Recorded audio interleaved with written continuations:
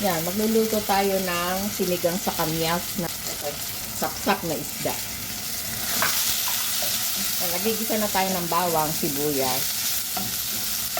Ito yung kamyas. Pag maraming kamyas, tinatago ko lang sa freezer kaysa iburo mo para hindi maalat. Lutuin muna natin. Lutuin mabuti. Dahil wala naman yan asin, lagyan natin ng patis.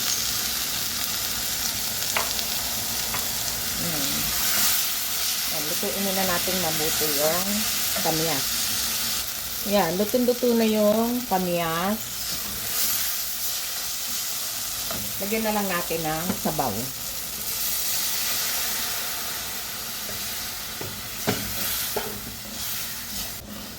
Tsaka konting paminta.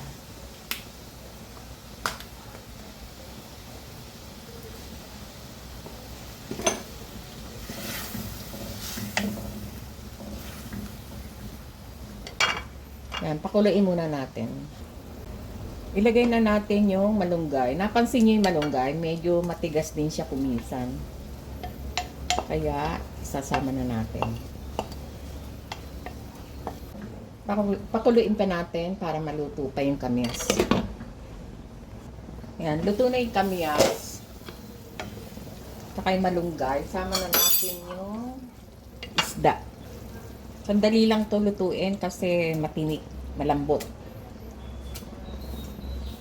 Pakuluin lang ng mabuti. Dahil medyo matabang, dagdagan pa natin ng patis. Pakuluin lang natin mga 5 minutes. Luto na.